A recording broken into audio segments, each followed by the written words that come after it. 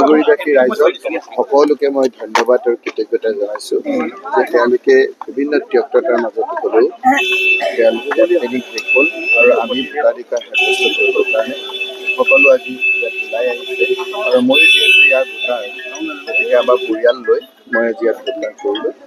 মই সকলোকে ধন্যবাদ জনাইছোঁ যে সকলো দেখিছোঁ এটা উৎসৱমুখৰ পৰিৱেশেৰে ওলাই আহিছে আৰু আপুনি কৈছে যে পুৱা বেলৰ পৰা পৰিঘটনা এনেকুৱা যেনেধৰণৰ হৈছে মই ভাবোঁ পৃথিৱীত এনেধৰণৰ ঘটনা উপ নিৰ্বাচনী এইবাৰ যিটো হৈছে কেতিয়াও হোৱা নাই। যোৱাকালি আপোনালোকে জানে যে এখন লিষ্ট লৈ লৈছে বিভিন্ন অফিচাৰে বিভিন্ন ঘৰত গৈ দুখীয়া মানুহবিলাকক ৰেড কৰিছে। সন্মানীয় কিছু মানুহক গৰু চোৰৰ কেছ দি গৰু চোৰকেইটা বহি আছে ক'ত আপোনালোকে জানে কেছ দি মানুহক লাঞ্ছনা কৰিছে।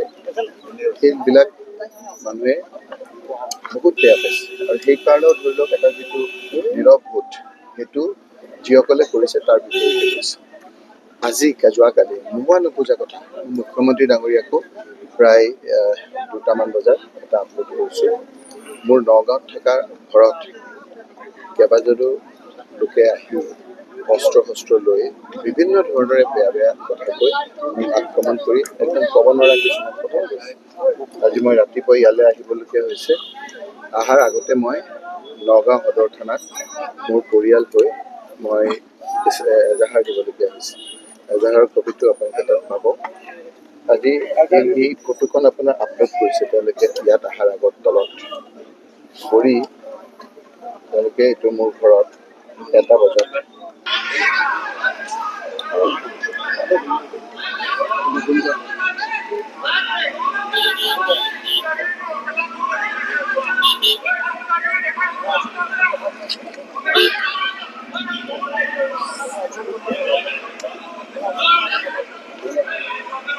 ৰাজনীতি পৰ্যায়ত আছে বহুত বেয়া কৰিছে। মাজে এইবিলাক মই এনেকুৱা হেৰি হ'লে বেছি হৈ থাকিলে ৰাজনীতিয়ে এৰি দিম। মই আপোনাক ক'লোঁ যদি এইটোৱে হয় হিমন্ত বিশ্ব শৰ্মাই এনেদৰে মুখ্যমন্ত্ৰী হৈ এই ধৰণৰ প্ৰয়োগ কৰি থাকিলে মই ঘৰতে বহি থাকিম সেইটোৱে ভাল। যিবিলাক আৰু গীতা কেহা তেওঁলোকে কৰা ঘটনাবিলাক আকৌ আমাক চুৱে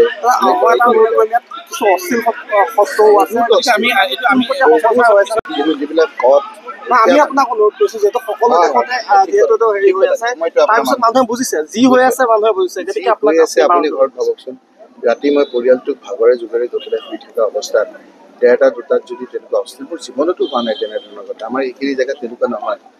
আজি কি হৈছে কিয় এইবিলাক উদগনি জনাইছে যদি প্ৰথমেই যদি আপোনাৰ শিৱামণি বৰাৰ ঘৰটো আমাৰ যিটো গাড়ী সেইটোৱে যদি একশ্যন হ'লহেঁতেন এইটো মানে এনেধৰণৰ আজি আৰু যোৱাকালি জানে কি কৰিছে মই আপোনাক এতিয়া দেখাম।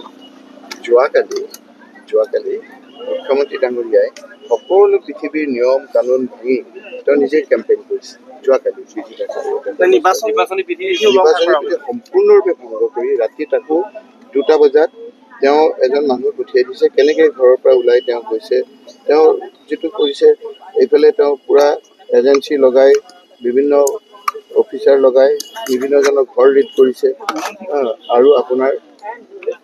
আৰু ইফালে আপোনাৰ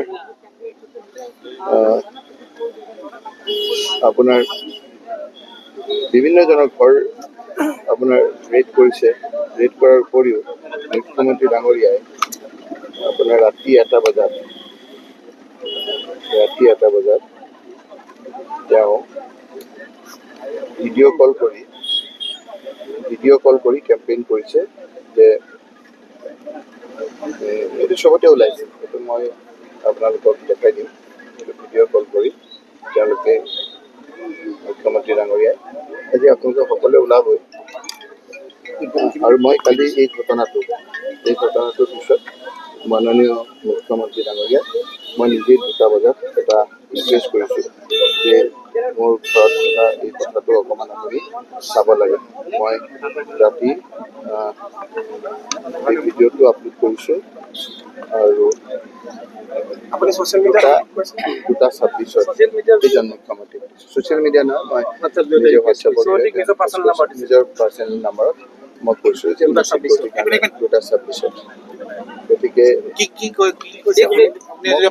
on 13/11/2024 at about 1 PM 12-15 numbers of goons and miscreants armed with deadly weapons came in 4 vehicles to my residence at Harbour Town.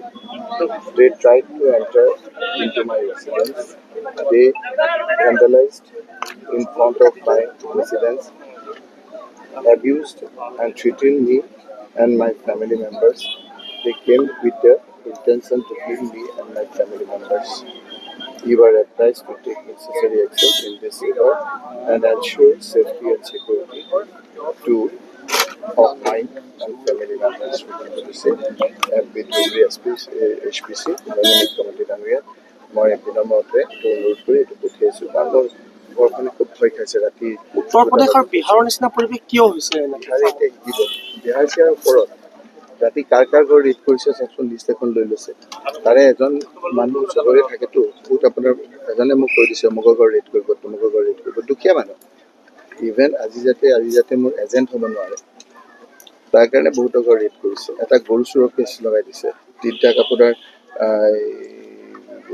কোনো নাই, তেওঁ চিৰু নামৰ চিৰাজুদ্দিন বুলি মানুহটোৰ যিটো লগাইছে কোনো ধৰণৰ ইনচিডেণ্টৰ লগত জড়িত। কোনো কেম্পেইনিঙতো আপোনাৰ বহুত দূৰ তেওঁকো আপোনাৰ নি এনেকুৱা ধৰণৰ 109 লগাইছে। এটেম্প টু মাৰ্ডাৰ কেছত আসামী বনাইছে।